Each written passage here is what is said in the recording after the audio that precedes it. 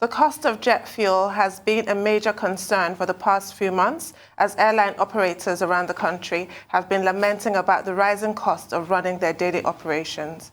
With this issue dragging for a while now, the Airline Operators of Nigeria, AON, disclosed last week that they will be temporarily suspending operations to protest the spiraling cost of jet fuel, which has risen almost fourfold this year, a decision they reversed yesterday.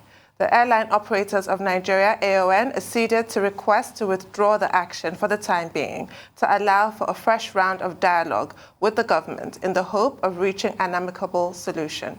Joining us on the show this morning as we take a look at this latest move by the airline operators and possible ways to resolve this issue is Babatunde Irukera. Good morning and welcome to the show. Good morning, thank you. Good morning, Mr. Irukera, and thank you for joining us. Well, in Tunde's introduction, she already talked about this issue with the airline operators of Nigeria. And I recall that your commission issued a statement drawing attention to the fact that it would be a violation of the FCCPA for the airlines to keep selling tickets for future flights that they do not intend to, provide. Well, what's the scope, the extent of the FCCPC's involvement in this regard? And is your commission going to be part of that meeting, trying to find a solution? And in what regard? Thank you very much. And there are two sides to this. We regulate both consumer protection and competition. And this is a pretty sensitive and fast-moving issue.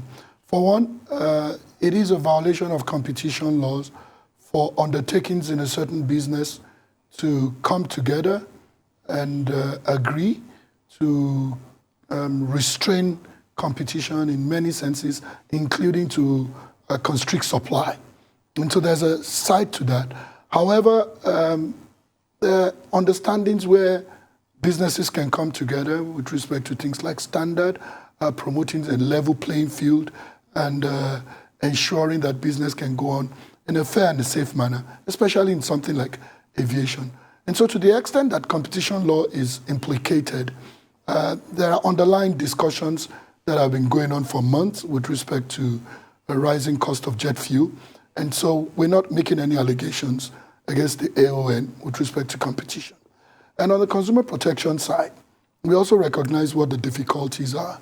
Jet fuel constitutes a significant portion of the operating cost of airlines. And the price of jet fuel has risen dramatically and sometimes even inconsistently over the past few months. And that makes a revenue model of any airline, quite frankly, very difficult. But understanding that also,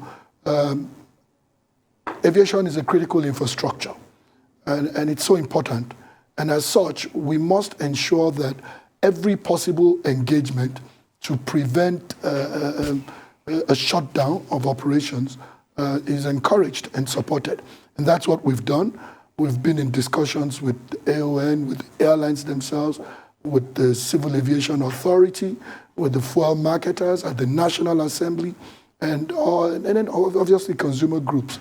And so we continue to participate in all those discussions to find a methodical way out. And one of the things we're also doing at the FCCPC is to relax certain rules. For instance, during the pandemic, during COVID, we relaxed certain competition rules that allowed providers of certain services or goods to work together in ensuring supply. We have a similar situation here with a war between Russia and Ukraine, and production of jet fuel coming significantly from that region, and the sanctions associated with what's going on. And so we're open to discussions where competitors come together to work together to ensure that there's a supply chain that is predictable, that is fair, and the price is reasonable. What for you would represent a win for the Nigerian consumer in this case with the airline operators? Because what we're told is that they've merely shelved their action. It's not been taken off the table entirely. Two things will represent a win. Certainly more transparency from airlines in the sense of communication with passengers and selling future services, to be sure that they're selling services that they know for sure that they will provide. The other thing that would be a win is the engagement between stakeholders to ensure that there's a steady supply at a fairer price. And our contribution to that is to relax the competition rules in a manner that allows joint operations, not just from a flight operation standpoint, but even from a procurement standpoint, in a way that ordinarily would have had to be done competitively.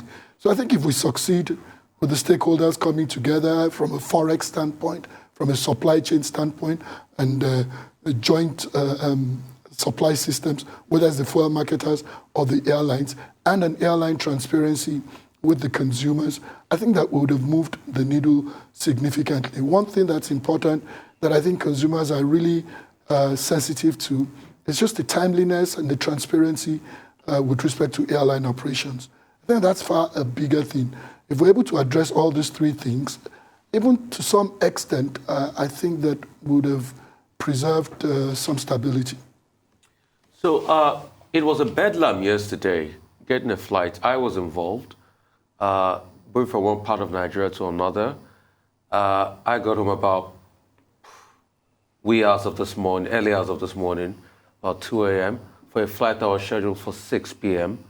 And it was not only my airline. So I have just discovered that another airline too got back around 12 a.m., 12:10, in fact, the other airline. So 2 to 3 Nigerian airlines got their passengers on the 6 p.m. flights, only finally to their destination around 12 a.m.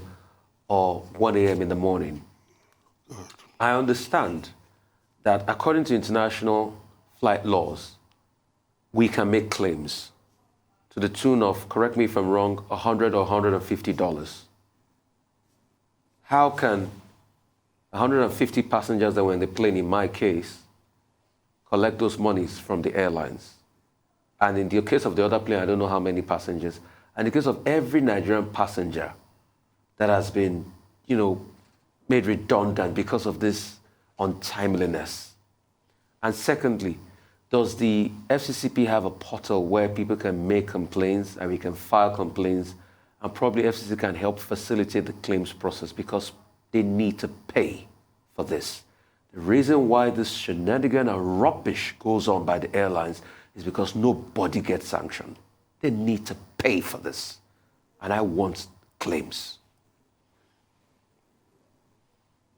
Good. Thank you for the question. And this is one of the things we've repeatedly said to the airlines, that operating in a transparent, fair, responsive manner is very important.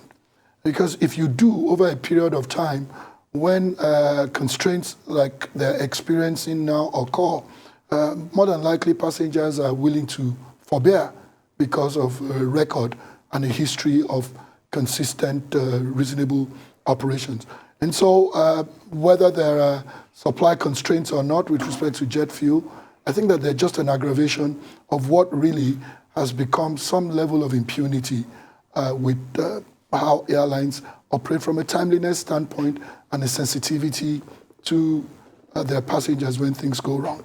And you're right, there are rules about compensating passengers, whether it's refund or whether it's a compensation when flights do not operate as planned. And it's a graduating time frame. When it's the first 20 minutes, the next half hour, 2 hours, 3 hours. However, there are also exceptions to the rules when there are major situations that are typically outside of the control of the airlines. For instance, weather, or in a situation like we've had in the past days where there's a supply constraint with respect to jet fuel. But even at that, the level of transparency is what would really be the saving grace, in the sense that if passengers are duly informed in a timely manner and there's a mutual trust and confidence between the airlines and the passengers, then those issues are far easier to resolve. But I'm afraid that there's no mutual trust and there's no confidence, because even when there were no constraints, airlines have proceeded in a manner that in reality actually doesn't capture the importance of the time and the itineraries of their passengers. And we're just about to ink and finalize an MOU with the Civil Aviation Authority that would allow the two regulators have a 360-degree view of how things operate. One of the key things that we're hopeful from the FCCPC we would accomplish under the MOU is that we'll be able to work with the Airspace Management Agency because they know when each flight takes off and when it lands, so that almost on a daily basis we can get a departure and arrival times on the airlines, and then ultimately be able to rank the airlines so that passengers can know which airlines are acting responsibly and which ones are not acting responsibly. The more choices people have based on how businesses carry on, the more competitive the market will be, and the more it will modify the behavior of those who routinely just violate the rights of passengers. With respect to whether we have a portal where people can complain, yes, at fccpc.gov.ng, there's a complaint portal. If you click on that, file a complaint, and you'll get a case ID number, and we would follow through. I must say, though, that aviation complaints are one of the highest with respect to delays and refunds, and so it's an ongoing battle. And what that says to us as regulators is that complaints resolution is not going to be the key that unlocks fair and proper service. It has to be something much more than that. It has to be an industry-wide intervention. Okay, how does the FCCPC strike a balance between promoting competition, protecting the consumer, and this order of market forces? Because this morning we were talking about the airlines, but there are also other examples. You have, for example, MultiChoice. The other day, MultiChoice wanted to raise rates. The telcos are also saying we have to pay more because the cost of doing business is on the high side. The airlines are also talking about the cost of doing business. And some people are saying, look, private sector will only respond to market forces, and government should not step in and try to disturb business. How do you strike a balance in this regard? I think that that's a very, very important question you've asked, Dr. Abati. And in reality, we struggle to make people understand that we're not a price control mechanism or regulator. The most important feature of striking a balance is competition. Unlocking competition makes essentially, most markets will correct themselves when the forces of competition or the market forces are in full operation. And so, for instance, the telcos getting together and seeking a tariff increase is a violation of the competition rules. If you want to increase your tariff, go ahead. File a request with the NCC. If the NCC agrees with you, that's fine or not. But for an association of operators to come together and advocate for a certain level of increase, that eliminates competition. That is the greatest violation and distortion of the market. And that's why the FCCPC immediately responded to that. We have communicated with the NCC based on our role to advise other government agencies with respect to consumer protection and competition matters. And we're opening an investigation into that conduct where an association of telcos came together. What happened at that meeting? Why would competitors even be discussing their revenue models? Why are they discussing their prices? Why are they coming together to ask for an en bloc price increase? It shouldn't happen. It's a violation of the law. If we allow the market forces to run well, the market will operate optimally. And it is only at that time that we can tell what the problems in the market are. And the way a commerce regulator, like a competition regulator, should work is to make sure that the barriers to a fair market are eliminated, not to immediately intervene in the market. It's only when we've eliminated those barriers and the market is still not operating well that we can begin to consider other interventions from our toolbox. And right now, the concern that we have, especially with whether it's the telcos or all the other business, in all the other industries, is the ability of competitors to come together and have all these discussions about moving prices and block. It's a crime. It is a crime. And yeah, while I admit that composite competition legislation in Nigeria is relatively new and on the cusp of development, these sophisticated companies owe an obligation to understand the law and comply. In that case, we would have much less of government intervention in the market.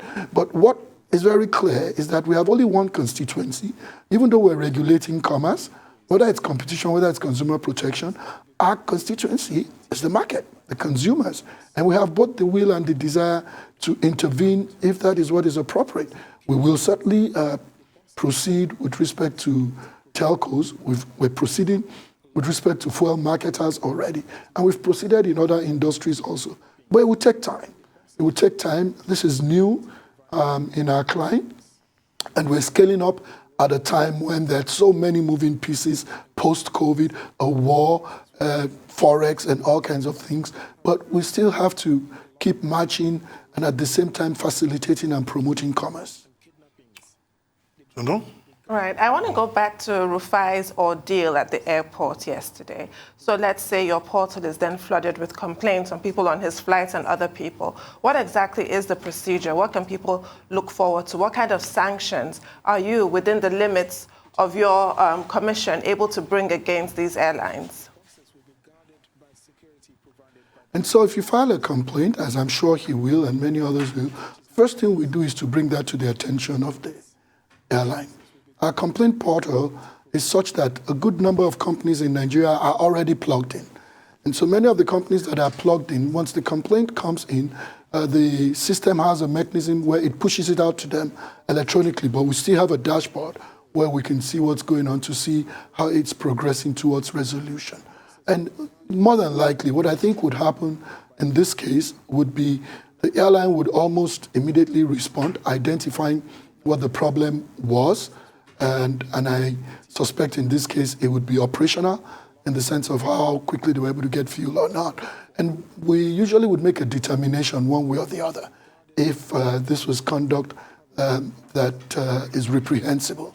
If it is not reprehensible in the sense that whether compensation is appropriate or not, what we would do is engage the airline with other corrective mechanisms to ensure that going forward their business operate in a manner that is far more responsive. Where it is reprehensible, as might be the case, we would certainly be talking about whether it's a refund for those who didn't fly or some fair value compensation in accordance with what the rules under the Civil Aviation Act and Civil Aviation Regulations provide. The Civil Aviation Regulations provide for what the compensation should be.